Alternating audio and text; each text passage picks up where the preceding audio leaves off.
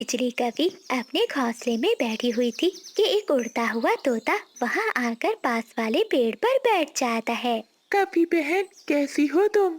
लेकिन बिजली कभी तोते का कोई भी जवाब नहीं देती और उसे घूर घूर कर देखने लगती है। कभी बहन, क्या सुन रही हो? लगता है ये बेचारी कभी सुन नहीं सकती, इसलिए तो मेरी किसी भी बात का जवाब नहीं दे रही। फिर चीकू तोता अपनी पोटली खोलता है और उसमें से तिनके निकाल निकाल कर अपना घोंसला बनाने लगता है। एक जोर की आवाज में बिजली कभी बोलती है, ये तुम क्या कर रहे हो? तुम देख ही रही हो, मैं अपना घोंसला बना रहा हूँ। नहीं बनेगा, मोटी चोंच वाले, इस पेड़ पर तुम्हारा घोंसला नहीं बनेगा। मैं किसी भी पक्षी को अपने पास वाले पेड़ पर घोंसला बनाने की इजाजत नहीं देती। तो कभी तुमसे इजाजत कौन मांग रहा है? ये पूरा जंगल ऊपर वाले ने बनाया है, इसलिए इस पूरे जंगल पर सभी पक्षियों का हक है। मैं जहाँ चाहूँ अपना घोंसला बनाऊं, तुम क्यों रोकती हो मुझे? एक बार कह दिया ना कि यहाँ पर घोंसला नहीं बना सकते। अगर लड़ना है तो लड़ो मुझसे। हाँ, और अगर नहीं लड़ना तो अपने तिनके उठाओ और भाग जाओ यहाँ से। नहीं नहीं, मैं रहा छोटा तोता, मैं तुमसे लड़ाई नहीं करना चाहता। मैं जा रहा हूँ। फिर चीकू तोता अपने सारे तिनके इकट्ठे करके वापस से अपनी पोटली में रखता है। कब तक अकेली रहोगी कभी? तुम्हें कभी ना कभी किसी दूसरे की जरूरत तो पड़ेगी। फिर तुम क्या करोगी काली कभी? बिजली कभी ये सुनकर चुप रहती है। बताओ, अब चुप क्यों कर गई हो? जब मुझे जरूरत होगी तो देखा जाएगा, अभी तुम यहाँ से जाओ। फिर चीकू तोता अपनी पोटली उठाता है और वहां से चला जाता है। फिर चीकू तोता जंगल की दूसरी तरफ जाता है। वहां एक खाली पेड़ देखकर अपनी पोटली रखता है और तिनकों का घोंसला बनाना शुरू करता है। चीकू तोता शाम तक अपना घोंसला बना लेता है। अब मुझे कोई चिंता नहीं है, मैं आराम से अपने नए घोंसले में सो सकता हूँ। चीकू तोता सारा दिन का थका हुआ था, इसलिए वो जल्दी से सो जाता है। अगली सुबह हो जाती है, तोता भी उठ जाता है। तोता जंगल से दाना लेने जाता है। वो उड़ते उड़ते मैदान में पहुंच जाता है। एक जगह पर कुछ गंदम के दाने गिरे हुए थे। तोता वहां जाता है और दाने उठा उठा कर अपनी टोकरी में रखने लगता है। तभी कभी वहां आ जाती है। ये पेड़ भी मेरे, ये जंगल का हिस्सा भी मेरा और ये मैदान भी मेरा, इसलिए इस जमीन पर गिरा हुआ दाना भी मेरा है। काफी, तुमने मुझे घोंसला तो बनाने नहीं दिया, क्या तुम अब मुझे ये दाना भी नहीं लेने दोगी? नहीं लेने दूंगी मैं ये दाना, क्योंकि ये दाना मेरा है। जंगल का कोई भी पक्षी इस ओर नहीं आता। मैंने जंगल के सभी पक्षियों को बता रखा है। तुम नए आए हो, इसलिए तुम्हें ये बात नहीं मालूम। जाओ, अब चले जाओ यहाँ से। फिर चीकू तोता वहां से चला जाता है। चीकू तोता जंगल में दूसरी तरफ जाता है। वहां कई और पक्षी भी थे। चिड़िया बहन और कबूतर भैया, क्या मैं यहाँ से दाना ले सकता हूँ? हाँ तोते भैया, आप ये दाना ले सकते हैं और यहाँ रह भी सकते हैं। हम सब पक्षी उस कपी के सताए हुए पक्षी हैं। जब उसने हमें जंगल से निकाला तो हम सब यहाँ आकर रहने लगे। चिड़िया बहन, मैंने अपना घोंसला बना लिया है, बस दाना लेने निकला था तो उस काली कपी ने मुझे वहाँ से भगा दिया। तोते, तुम यहाँ से दाना ले जाया करो, हम सब ये दाना मिल बांट कर खाते हैं। ऐसे ही कुछ दिन बीत जाते हैं। अब चीकू तोता भी उस जंगल में नहीं जाता था जहाँ बिजली कपी रहती थी।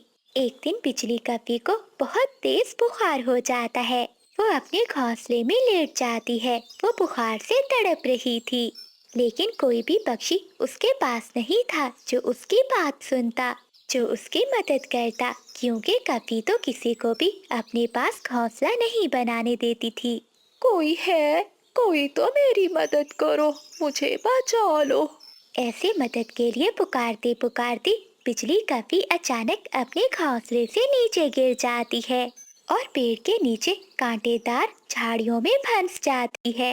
बिजली कभी पुकारती पुकारती वहीं मर जाती है। 2-3 दिनों तक वहाँ कोई भी नहीं आता। एक शाम चीकू तोता और मानो चिड़िया दाना लेकर अपने घर की ओर जा रहे थे। तोते भैया, चलिए आज जरा कपी को देख कर आते हैं, वो कैसी है। चिड़िया बहन छोड़ो, उस कवि के मुंह नहीं लगना चाहता मैं। नहीं चीकू भैया, चलिए एक बार उस कवि से मिल लेते हैं। फिर वो दोनों कवि के घोंसले के पास जाते हैं। बिजली बहन, कहाँ है आप? मुझे पता है आप मुझसे प्यार से बात नहीं करती, लेकिन फिर भी मैं तुम्हें देखने आई हूँ। तभी चीकू तोते की नजर नीचे झाड़ियों पर जाती है। चिड़िया बहन वो देखो नीचे झाड़ियों में। अरे ये कैसे हो गया? ये कवि तो मर गई। न जाने इस बेचारी कवि ने कितनी मदद के लिए पुकारा होगा, लेकिन कोई भी तो नहीं था इस कवि के पास जो इसकी जान बचाता। चिड़िया बहन बहुत बुरा हुआ, लेकिन इस कवि की आना और घमंड ने इसकी जान ले ली। मानो चिड़िया के घर के बाहर एक आम का पेड़ था, जिस पर पके हुए पीले पीले आम लगे थे। चिड़िया को जब भी भूख लगती तो वो अपने पेड़ से आम तोड़कर खा लेती। चिड़िया के पड़ोस में कौवे रहते थे। आज तो बहुत भूख लगी हुई है। बादल भी कई दिनों से दूसरे जंगल गया हुआ है।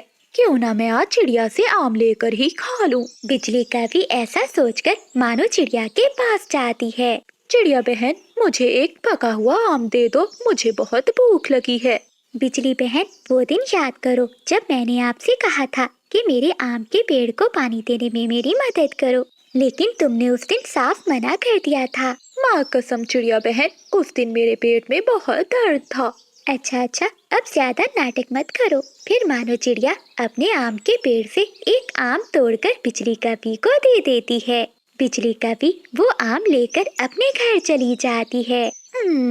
बहुत स्वादिष्ट है ये मीठा आम। मैं खाऊंगी, मैं और भी मीठे मीठे आम खाऊंगी। वो आम खाकर बिजली कवि फिर से मानो चिड़िया के पास जाती है। चिड़िया बहन, मैंने वो एक आम खा लिया, लेकिन मेरा पेट अभी तक नहीं भरा। बिजली बहन, दिन में बस एक आम ही खाते हैं। अगर मैं अपने आम के पेड़ से आम तोड़ती रही तो मेरे पेड़ के आम खत्म हो जाएंगे। मैं फिर कहाँ जाऊंगी? ठीक है चिड़िया, मैं दाना ढूंढ कर खा लेती हूँ। बिजली कवि गुस्से में वहाँ से चली जाती है। बिजली कवि पूरे जंगल में इधर उधर घूमती फिरती है, लेकिन उसे दाना कहीं से भी नहीं मिलता। थक हार कर बिजली कवि एक पेड़ की डाल पर बैठ जाती है। तभी बिजली कवि की माँ वहाँ आ जाती है। बिजली बेटी, मुझे बहुत भूख लगी हुई है। क्या तुम्हारे पास खाने के लिए कुछ है? माँ, मैं भी भूखी हूँ। अगर तुम मेरा साथ दो तो हम दोनों का पेट भर सकता है। वो कैसे बेटी, मुझे जल्दी से बताओ। माँ, मेरे पड़ोस में चिड़िया रहती है। उसके आंगन में एक आम का पेड़ है। उस पेड़ पर बहुत मीठे मीठे आम लगे हुए हैं। क्यों ना हम वही चोरी कर कर खाएं? तो ठीक है बेटी, रात को हम मिलकर रात को ही चोरी करेंगे और फिर रात को हम पेट भरकर वो मीठे मीठे आम खाएंगे। जंगल में जिसे भी भूख लगती वो मानो चिड़िया के पास आता। चिंकी तोती भी मानो चिड़िया से आम लेने आती है। चिड़िया बहन, मुझे कुछ कच्चे आम तोड़कर दे दो, मैंने आम का अचार डालना है। हाँ चिंकी बहन, जरूर। जब तक मेरे पेड़ पर आम है मैं सबको दूंगी। फिर मानो चिड़िया कुछ कच्चे आम तोड़कर चिंकी तोती को दे देती है। तभी तोती की नजर पेड़ पर जाती है। वहाँ एक कीड़ा था। चिड़िया बहन, तुम्हारे आम के पेड़ पर तो कीड़ों ने हमला कर दिया है। तुम्हें दवाई का छिड़काव करना होगा। अगर दवा का छिड़काव ना किया तो ये कीड़े तुम्हारे सारे आम के पेड़ को खराब कर देंगे। लेकिन तोती बहन, मेरे पास तो दवा नहीं है। तुम चिंता नहीं करो, मेरे पास है, मैं तुम्हें अभी ला कर देती हूँ। फिर चिंकी तोती अपने घर जाती है और वो कीड़े मारने की दवा ले आती है। फिर मानो चिड़िया उस दवा का छिड़काव अपने पेड़ पर कर देती है। चिड़िया बहन, अब आप एक दिन तक इस पेड़ से आम मत तोड़ना। इस दवा का असर कल तक खत्म हो जाएगा। फिर आप ये आम तोड़कर खा लेना। ठीक है तोती बहन, मैं ना ही किसी को आम दूंगी और ना खुद खाऊंगी। फिर मानो चिड़िया अपने घर चली जाती है। जंगल में रात हो जाती है। आज तो बहुत दिनों के बाद मीठे मीठे आम खाऊंगी। अब मैं चाहती हूँ बिजली मेरा इंतजार कर रही होगी। फिर बिजली कवि की माँ अपने घर से निकलती है और अपनी बेटी के घर के दरवाजे पर दस्तक देती है। बेटी, दरवाजा खोलो। बिजली कवि दरवाजा खोलती है। माँ, मैं तुम्हारा ही इंतजार कर रही थी। हमसे रोज रोज चोरी थोड़ी ना होगी। मैंने सोच लिया है हम चिड़िया के सारे आम ही चुरा लेंगे और फिर रात को बैठकर आधे आधे बांटकर मिलकर खाएंगे। फिर बिजली कभी एक टोकरी अपनी माँ को देती है और दूसरी खुद रखती है और वो दोनों रात के अंधेरे में चिड़िया के बागीचे में जाती हैं। बेटी, तुम जाकर खिड़की से देखो चिड़िया सो रही है कि नहीं। फिर बिजली कभी उड़ती है और वो चिड़िया की खिड़की में जाकर देखती है, मानो चिड़िया अपने घर में मीठी नींद सो रही थी। ये देखकर बिजली कभी तुरंत अपनी माँ के पास आती है। माँ, वो चिड़िया तो बहुत आराम से सो रही है। लगता है आज पूरी रात नहीं उठने वाली। अब जल्दी से हम दोनों मिलकर ये सारे आम तोड़कर मेरे घर ले जाते हैं। फिर वो दोनों माँ बेटी सारे आम तोड़ तोड़ कर अपनी टोकरियाँ भर लेती हैं। टोकरियाँ भरकर वो दोनों वहाँ से भाग जाती हैं। बेटी, चलो जी भरकर मीठे मीठे आम खाएं। ऐसा कहते हुए वो माँ बेटी दोनों आम खाने लगती हैं। अगली सुबह मानो चिड़िया जब अपने बागीचे में आती है तो वो देखकर बहुत हैरान होती है कि पेड़ पर एक भी आम नहीं लगा था। अरे ये क्या हुआ, किसी ने मेरे पेड़ से आम चुरा लिए, लेकिन उन आम पर तो दवाई लगी हुई थी। मानो चिड़िया जल्दी से तोती के पास जाती है। चिंकी बहन, किसी ने मेरे पेड़ से आम तोड़ लिए हैं। जिसने भी वो आम चुराए हैं अगर खा लिए तो वो मर जाएगा। चिड़िया बहन, जल्दी से पता करना होगा। फिर मानो चिड़िया और चिंकी तोती जाती हैं। जब वो कौवों के घर के पास से गुजर रही थी तो घर के बाहर एक आम पड़ा हुआ था। वो देखकर तुरंत घर के अंदर जाती हैं। वो माँ बेटी तो बेहोश पड़ी थी। मानो चिड़िया जल्दी से बुलबुल डॉक्टर को लेकर आती है। बुलबुल डॉक्टर उन माँ बेटी को दवा पिलाती है। थोड़ी देर बाद वो दोनों माँ बेटी अपनी आंखें खोलती हैं। माँ, क्या मैं जिंदा हूँ? काफी, अभी तो तुम जिंदा हो। अगर हम यहाँ नहीं आते तो तुम मर जाती। फिर वो दोनों माँ बेटी मानो चिड़िया से माफी मांगती हैं और दोबारा चोरी ना करने का वादा करती हैं। कई साल पहले एक दुर्घटना में बिजली कपी की एक आंख फूट गई थी। इसलिए बिजली कपी को भोजन लाने में बहुत मुश्किल होती थी। कभी वो पेड़ से टकराकर गिर जाती तो कभी दुश्मनों से बचती हुई अपनी जान बचाती। एक दिन मानो चिड़िया बिजली कपी के पास आती है। बिजली बहन, मैंने 2 अंडे दिए हैं। आप मेरे घर में आकर मेरे अंडों का ध्यान रखें। मैं अपने लिए और आपके लिए दाना ले आऊंगी। चिड़िया, मैं तुम्हारे अंडों का ध्यान बहुत अच्छे से रखूंगी, लेकिन तुम मेरे लिए मीठा फल लेकर आना। ठीक है बिजली बहन, आप मेरे साथ चलिए। फिर बिजली कभी मानो चिड़िया के साथ चली जाती है। बिजली बहन, आप घोंसले में ही बैठना, तब तक मैं आपके लिए मीठा फल ले आती हूँ। ऐसा कहते हुए मानो चिड़िया चली जाती है और बिजली कभी चिड़िया के अंडों की रक्षा करने लगती है। बिजली के लिए मीठा फल तो मिल गया, अब मैं अपने लिए दाना भी ढूंढ लेती हूँ। शाम के बाद मानो चिड़िया घर लौट आती है। वो बिजली के लिए मीठा फल भी लाती है और अपने लिए दाना भी। चिड़िया बहन, तुम्हारा बहुत बहुत धन्यवाद। मैं कई दिनों से भूखी थी, आज पेट भरकर मीठा फल खाऊंगी। इसमें धन्यवाद की कोई बात नहीं बिजली बहन, आपने मेरी मदद की और मैंने आपकी। आप रोज यहाँ आ जाया करना और मेरे अंडों का ध्यान रखना। मैं अपना और आपका भोजन ले आया करूँगी। ऐसे ही कुछ दिन बीत जाते हैं। मानो चिड़िया रोज दाना लेने जाया करती और बिजली का भी चिड़िया के घर में उसके अंडों की रक्षा करती। एक दिन चील वहाँ से गुजर रही थी। वो चिड़िया के घर में आती है। अरे कभी, तुम यहाँ क्या कर रही हो? चील चाची, मेरी एक आँख नहीं है, मुझे भोजन लाने में बहुत दिक्कत होती है, इसलिए मैं चिड़िया के अंडों का ध्यान रख रही हूँ और वो मेरे लिए भोजन लेकर आएगी। इसका मतलब तुम चिड़िया की नौकरानी हो? नहीं नहीं, चिड़िया मेरी दोस्त है, मैं उसका काम करती हूँ और वो मेरा। वो चिड़िया तो मजे मजे के फल खाती है और तुम खाती हो सूखा दाना। तुम चलो मेरे साथ मेरे घर में, मैं तुम्हें अपने घर में मालकिन बनाकर रखूंगी, नौकरानी नहीं। चील की बात सुनकर बिजली कपी के मन में भी लालच आ जाता है। ठीक है चील चाची, तुम जाओ और मुझे सोचने का मौका दो।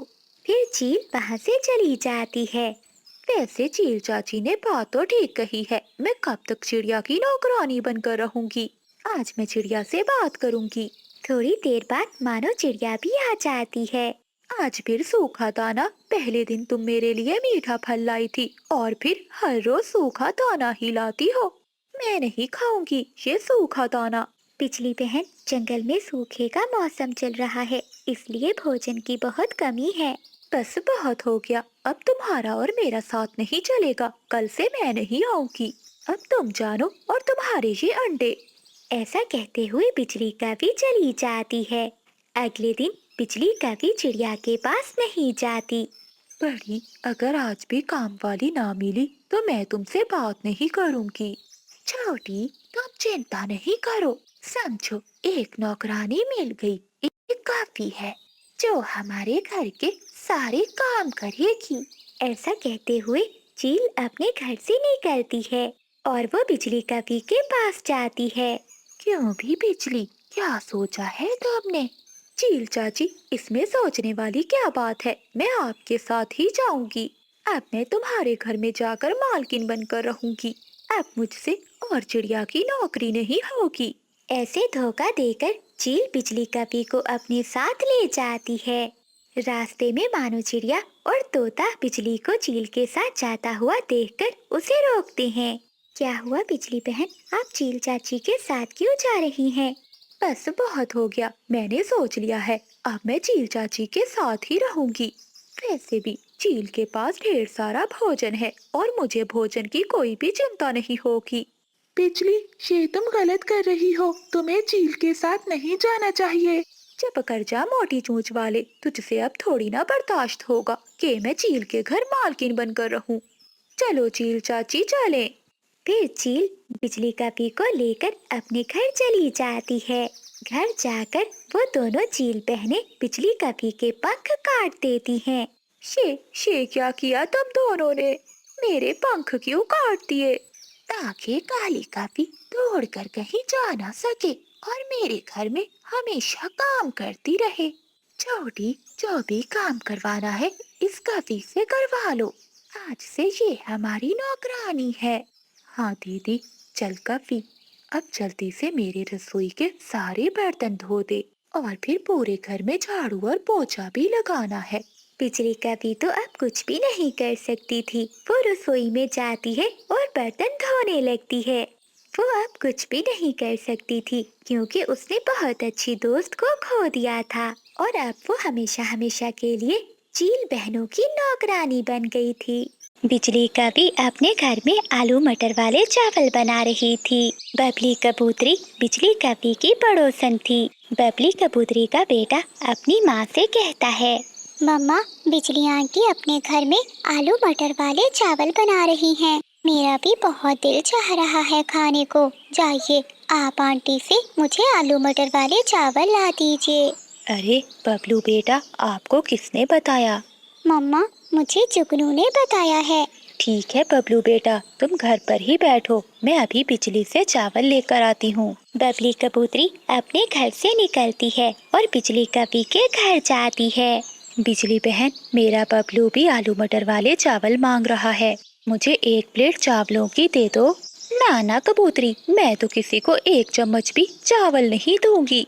न जाने कहाँ से आ गई हो मुंह उठाकर। बिजली, तुम भी तो हर दफा मुझसे कुछ न कुछ तो मांगने आती हो। अगर आज मैं चावल लेने आ गई तो क्या हो गया? चल चल निकल मेरे घर से, कहा ना मेरे पास चावल नहीं है। तो ठीक है, कभी दोबारा मेरे घर ना आना। फिर बबली कबूतरी वहाँ से चली जाती है। चिड़िया अपने घर के बाहर बैठी हुई थी। बबली कबूतरी चिड़िया के पास जाती है। बहुत बुरी है ये काली कवि। क्या हुआ बबली बहन, आप इतने गुस्से में क्यों हैं? वो काली कवि हर समय मुझसे कुछ न कुछ लेने आ जाती है। आज मेरे बबलू का मन कर रहा था चावल खाने को। जब मैं उससे लेने गई तो उसने मुझे वहाँ से निकाल दिया। बबली बहन, आपको तो पता है उस कवि का, वो किसी को कुछ नहीं देती। आलू मटर वाले चावल की खुशबू तो फैली हुई है। मेरी मीना भी जिद कर रही थी, इसलिए मैं भी आलू मटर वाले चावल बना रही हूँ। आप बबलू को लेकर यहाँ ही आ जाएं, हम सब मिलकर आलू मटर वाले चावल खाएंगे। मम्मा मम्मा, क्या चावल बन गए हैं? नहीं जुगनू बेटा। बिजली, और कितनी देर लगेगी? बादल, मैं नदी से पानी ले आऊं, फिर हम सब मिलकर आलू मटर वाले चावल खाएंगे।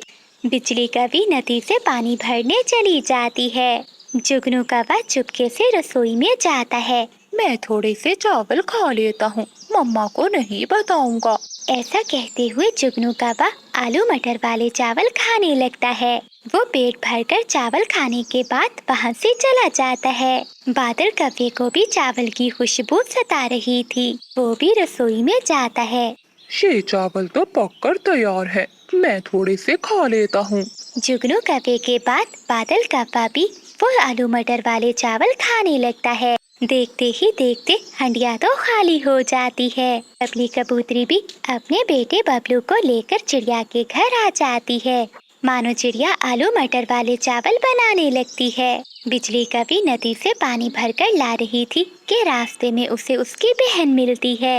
अरे पिंकी, तुम बिल्कुल ठीक समय पर आई हो। मैंने आलू मटर वाले चावल बनाए हैं, चलो हम सब मिलकर खाएंगे। बिजली कभी अपनी बहन पिंकी को अपने घर में ले जाती है। बिजली कभी जब हंडिया लेकर आती है तो वो खाली थी। ये क्या, इसमें तो चावल ही नहीं है, चावल कौन खा गया? जुगनू कौवा और बादल कौवा तो चुप बैठे हुए थे। ये जरूर तुम दोनों का काम है। अब मैं अपनी बहन को क्या दूंगी? दीदी, मुझे तो बहुत भूख लगी हुई है। पिंकी, तुम यहीं बैठो, मैं पड़ोसियों से कुछ लेकर आती हूँ। फिर बिजली कभी तोते के पास जाती है। तोते भैया, मेरी बहन आई है, मुझे थोड़ा सा भोजन दे दो। भोजन तो मगर कहाँ से? मैं तो खुद चिड़िया के घर से आलू मटर वाले चावल खा कर आ रहा हूँ। तुम भी जाकर चिड़िया के घर से आलू मटर वाले चावल ले लो। क्या, मानो चिड़िया ने आलू मटर वाले चावल बनाए हैं? हाँ, मैं तो पेट भर कर खा कर आया हूँ। फिर बिजली कभी मानो चिड़िया के घर की ओर जाती है। अरे कबूतरी बहन, तुम भी यहाँ हो? हाँ, चिड़िया तुम्हारी तरह नहीं है। चिड़िया बहन, मेरी बहन आई है, मुझे थोड़े से आलू मटर वाले चावल दे दो। अगर तुम्हारी बहन आई है तो मैं क्या करूँ? हम सब आलू मटर वाले चावल खा रहे हैं, हमें तंग मत करो। चिड़िया, मेरे सारे चावल जुगनू और बादल खा गया। तो फिर मैं क्या करूँ? हमारा समय बर्बाद ना करो। बबली बहन, मैं तुमसे माफी मांगती हूँ, तुम चिड़िया से कहो मुझे एक प्लेट आलू मटर वाले चावल दे दे। बिजली, पड़ोसियों को एक दूसरे की मदद पड़ ही जाती है, इसलिए इतना घमंड ना किया करो। बिजली कभी सभी से बहुत शर्मिंदा थी। मानो चिड़िया एक प्लेट बिजली कभी को दे देती है और बिजली कभी खुशी खुशी वहाँ से चली जाती है। प्यारे दोस्तों, इस कहानी को लाइक अपने दोस्तों के साथ शेयर करना मत भूलिएगा। आपका धन्यवाद। मानो बहन, मैं बहुत उम्मीद लेकर आई हूँ। हम अपनी पुरानी सारी बातें और गिले शिकवे छोड़कर फिर से दोस्ती कर लेते हैं और फिर पहले की तरह एक पेड़ पर ही रहने लगते हैं। बिजली, मुझे तुम पर एतबार नहीं है, तुम लालची कभी हो। मैं अब तुमसे दोस्ती नहीं करूँगी। फिर बिजली कभी वहाँ से चली जाती है।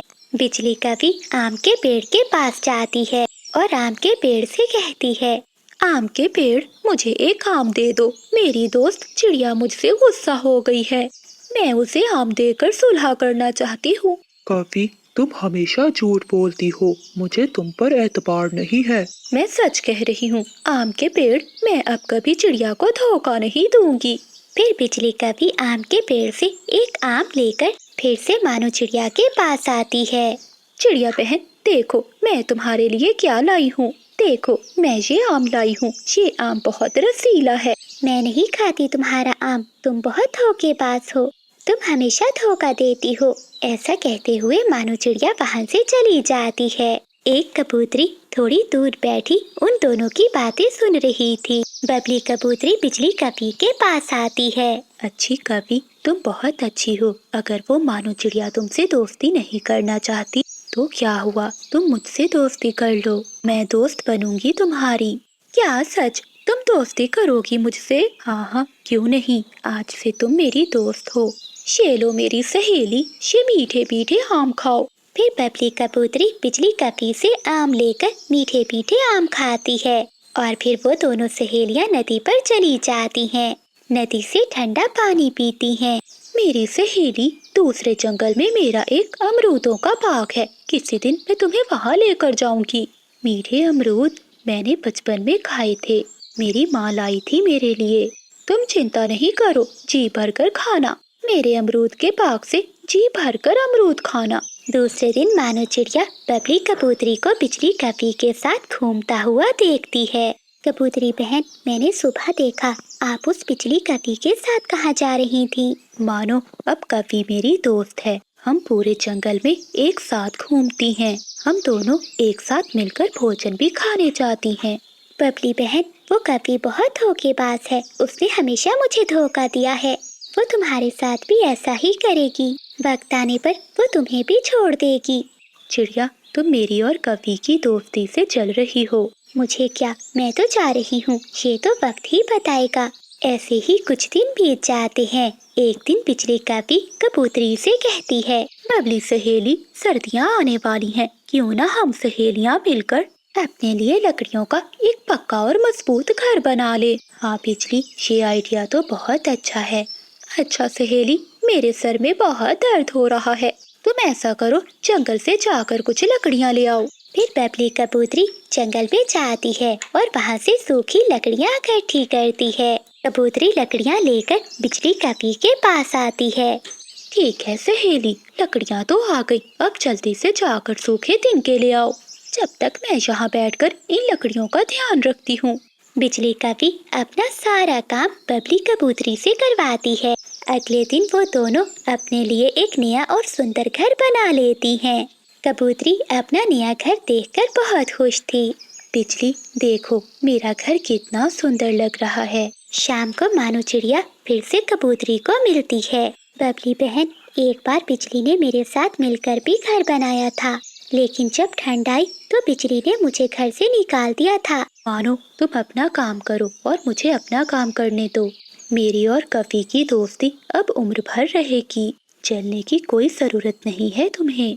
फिर मानो चिड़िया चुपचाप वहाँ से चली जाती है। ऐसे ही कुछ दिन बीत जाते हैं। एक दिन जंगल में ठंडी हवा चलने लगती है और सर्दियों का मौसम शुरू हो जाता है। चलो भोला जी, सर्दियों के ये दिन मेरी सहेली है ना बिजली, उसके पास गुजार कर आते हैं। लेकिन क्या स्वीटी, उसका घर पक्का है? हाँ पति जी, उसका घर बहुत मजबूत और सुंदर पक्का है। फिर वो दोनों पति पत्नी कपी बिजली कपी के पास आते हैं। बिजली कपी अपनी सहेली से गले मिलती है। मेरी सहेली आ गई, मेरी सहेली आ गई, मुझे तुम्हारा ही इंतजार था। गर्मियों के दिन मैंने बहुत मुश्किल से गुजारे, कभी किसी को दोस्त बनाया तो कभी किसी को। अब मैं आ गई हूँ ना, अब हम साथ में रहेंगे, मिलकर जंगल में चोरियाँ करेंगे और लूट मार करेंगे। बहन जी, आपका घर तो बहुत सुंदर है। घर तो सुंदर होगा, मैंने ये कबूतरी से बनवाया है। जब कबूतरी बाहर से घर आती है तो दरवाजा अंदर से बंद था। बिजली, बिजली मेरी सहेली, जल्दी से दरवाजा खोलो, बाहर बहुत ठंडी हवा चल रही है। माफ करना कबूतरी, अब मेरी सहेली स्वीटी आ गई है, मुझे अब तुम्हारी कोई जरूरत नहीं है, जाओ किसी और को अपना दोस्त बना लो। कभी सहेली, ये तुम क्या कह रही हो? ऐसी ठंडी रात में मैं कहाँ जाऊंगी? भाड़ में जाओ या ठंड में मर जाओ, मुझे इससे क्या। बबली कबूतरी रोने लग जाती है और रोती हुई एक पेड़ की डाल पर जाकर बैठ जाती है। अगर उस दिन मैंने चिड़िया पर विश्वास किया होता और इस कपी पर यकीन ना किया होता तो आज मैं ऐसे बेघर ना होती। तभी मानो चिड़िया वहाँ आती है। बबली बहन, चलो मेरे साथ मेरे घर चलो, और आइंदा दोस्त हमेशा सोच समझ कर बनाना। जो दोस्ती लालच की बिना पर हो वो ज्यादा देर तक नहीं चलती। फिर बबली कबूतरी मानो चिड़िया के साथ चली जाती है। मैं तुम सबको बताना चाहता था, लेकिन कैसे बताता? एक कमरे में हम सब कैसे रहेंगे? भैया, अगर भाभी आपसे सच्चा प्यार करती हैं तो वो इस घर में आने से मना नहीं करेंगी। हाँ भैया, जो भी है आप उन्हें सच बता दीजिएगा। और अगर सच जानकर उसने मुझे छोड़ दिया तो? मैं उसे बहुत प्यार करता हूँ। एक काम करो भैया, आप जाकर उन्हें मिलकर सब बता दो। सच जानने के बाद वो जो भी कहे आप उसकी बात मान लीजिएगा। तुम पांचों बहुत अच्छी हो, मैं चाहता हूँ और बिजली कपी से बात करता हूँ। बादल कौवा ऐसा कहते हुए घर से निकल जाता है। बादल कौवा बहुत गरीब था। उसके पास एक ही कमरा था जहाँ वो सौतेली 5 चिड़िया बहनों के साथ रहता था। वो अपनी बहनों से बहुत प्यार करता था। वहीं बादल कौवा एक अमीर कवि को पसंद करता था। वो कवि से बहुत प्यार करता था, जिसके चलते वो बिजली कवि को अपना सच बताने चाहता है। मैं नहीं जानता बिजली कि मेरा सच जानने के बाद तुम क्या करोगी। मैं बहुत गरीब हूँ और मेरे पास एक ही कमरा है। ये सुनने के बाद बिजली कवि सोच में पड़ जाती है। बादल, मैं तुमसे बहुत प्यार करती हूँ। अगर मुझे तुम्हारे साथ एक कमरे में रहना पड़े तो मैं रह लूंगी। ये सुनकर बादल कौवा बहुत खुश होता है, जिसके बाद बादल कौवा बिजली कवि से शादी करके उसे अपने साथ अपने घर पे ले आता है। जैसे ही बिजली कवि घर के दरवाजे पर आती है तो घर के बाहर बादल कवि की 5 बहनें अपनी नई भाभी का स्वागत करने के लिए खड़ी होती हैं। 1 2 3 4 5। ए ऊपर वाले, ये मैं क्या देख रही हूँ? इस छोटी सी झोंपड़ी के एक कमरे में अब तुम 5 बहनों और एक भाई के साथ मुझे भी रहना पड़ेगा। भाभी, आप अंदर आ जाओ, इसे अपना घर ही समझो। ये क्या बादल, तुम्हारी 5 बहनें भी हैं? तुमने तो मुझे कभी नहीं बताया। हाँ, ये तो मैं बताना ही भूल गया। माफ करना बिजली, मेरी 5 बहनें हैं। ये मेरे साथ ही रहती हैं। हम इस कमरे में एक साथ भला कैसे रह सकते हैं? तुम खुद ही सोचो बादल, मैं यहाँ नहीं रह सकती। फिर बादल कौवा बिजली कवि को खूब समझाता है, जिसके बाद बिजली कवि मान जाती है और वो घर के अंदर चली जाती है। बादल कवि की बहनें घोंसले के दरमियान में एक पर्दा लटका देती हैं। अरे, ये पर्दा क्यों लगाया है तुमने यहाँ? भाभी, पर्दे के उस साइड पे भैया और आप सो जाना और इस साइड पे हम 5 बहनें सो जाएंगी। बिजली कवि को बहुत गुस्सा आता है और वो चुपचाप घोंसले में जाकर सो जाती है। मेरी तो किस्मत ही फूट गई। मुझे क्या मालूम था कि इसकी 5 बहनें भी हैं, वरना मैं कभी भी इससे शादी न करती। हाय हाय, मेरी माँ ने कितना कहा था कि अमीर कव्वे से शादी कर लो, मगर मैं ही ना मानी। बादल कौवा तो चुपचाप घोंसले में सो जाता है, लेकिन बिजली कवि को पूरी रात नींद नहीं आती। अगली सुबह बिजली कवि तैयार हो जाती है। क्या हुआ भाभी, आप चुपचाप नजर आ रही हैं? क्या कोई बात है? बिजली कवि अभी कुछ कह ही पाती कि तभी बादल कौवा आ जाता है और वो बिजली कवि से कहता है, बिजली, मुझे आज तुम्हारे पंखों के कड़ी चावल खा